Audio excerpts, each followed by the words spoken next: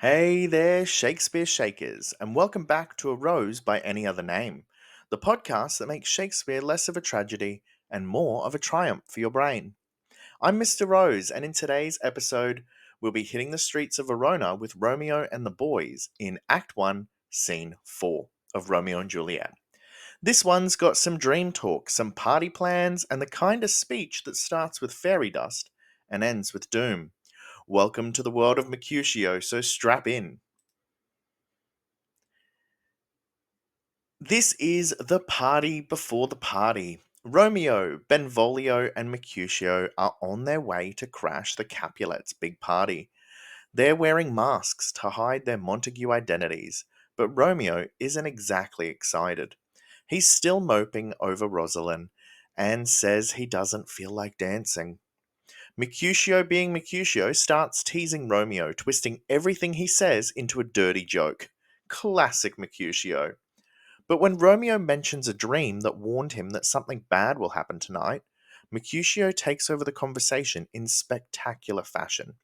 He launches into the famous Queen Mab speech, a wild, witty rant about the fairy who supposedly brings people's dreams. At first, it sounds playful. Queen Mab rides in a tiny carriage made from a hazelnut shell and gives lovers dreams of love, lawyers dreams of money, and soldiers dreams of blood. But soon the speech gets darker. Mab isn't just sprinkling fairy dust, she's exposing the darker side of people's desires. Romeo eventually cuts Mercutio off with, "Thou talkest of nothing," and Mercutio agrees, "True, I talk of dreams, which are the children of an idle brain." Benvolio moves them along, but Romeo pauses. He still has this bad feeling. He says, "I fear too early, for my mind misgives some consequence yet hanging in the stars." Despite this uneasy feeling, he gives himself over to fate. "He that hath the steerage of my course, direct my sail."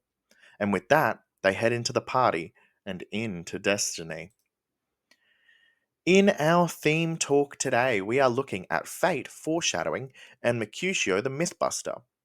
This scene doesn't move the plot much, but wow, does it deepen the drama. First off, we get some heavy foreshadowing.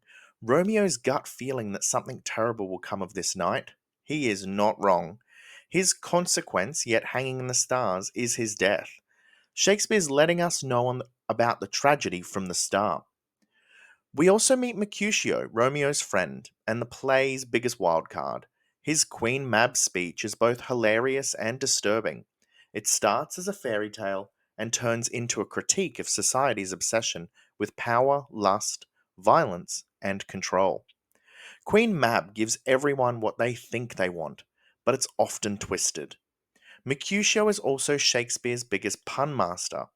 He's constantly twisting meanings, mocks romantic ideals, and throws shade at everyone's dreams, including Romeo's.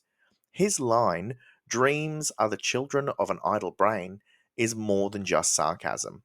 It challenges the entire romantic dream that Romeo believes in. Mercutio sees through the illusions, and he's not afraid to say so. And of course, we end on the ever present theme of fate.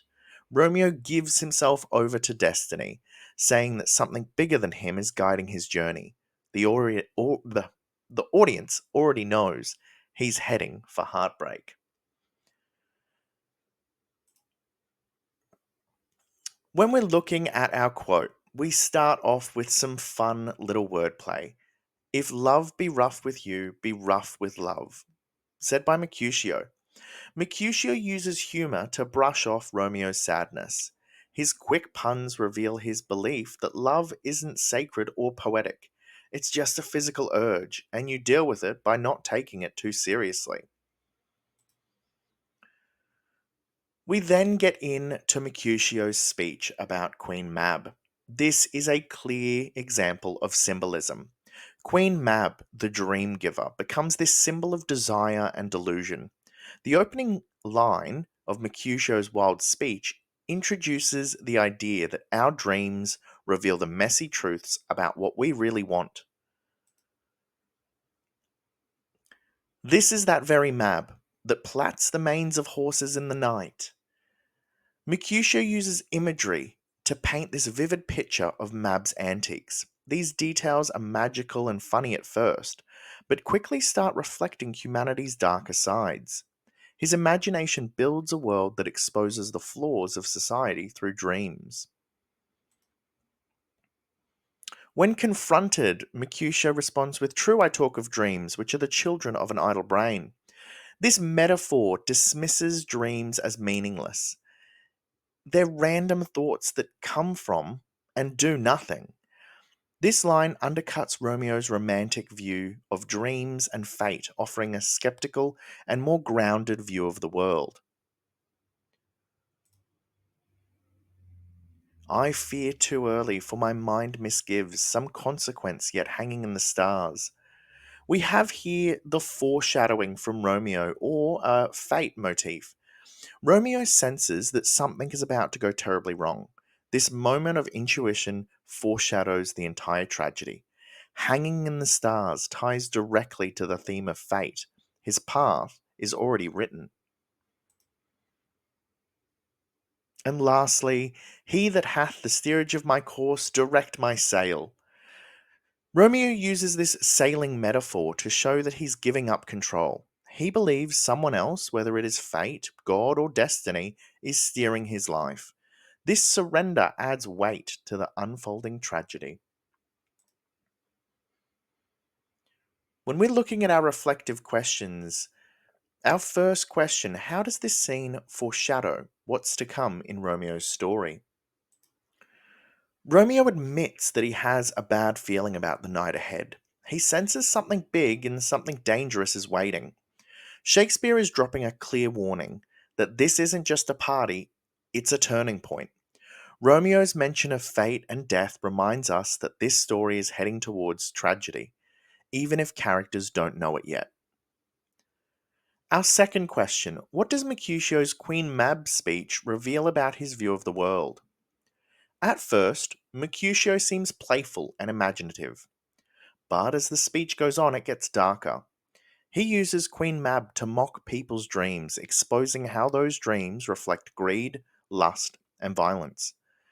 Mercutio doesn't believe in love the way that Romeo does. He sees it as a fantasy. His speech suggests that society's ideals are often shallow or hypocritical, and he's the only one willing to call it out. Lastly, how does Mercutio contrast with Romeo and Benvolio in this scene? Mercutio is wild, witty, and full of puns. He doesn't believe in fate or love. He believes in teasing, joking, and seeing through people's dreams. Romeo is serious and romantic, while Benvolio is calm and logical. Mercutio adds energy and chaos to the trio, and he challenges Romeo's idealism in a way that no one else does. His presence makes the scene unpredictable and powerful. And that is episode 4 of A Rose by Any Other Name. In just one scene, we've met a larger than life character, heard a legendary speech, and felt the chill of fate creeping closer. Mercutio brought the fire, Romeo brought the feels, and Shakespeare, well, he brought the warning signs. Next time, we're finally arriving at the Capulet party in Act 1, Scene 5, where Romeo and Juliet meet for the first time. So get ready for love at first sight, poetic flirting, and one very awkward twist at the end. Until then, keep your hearts open, your dreams grounded, and your metaphors magical. Thank you.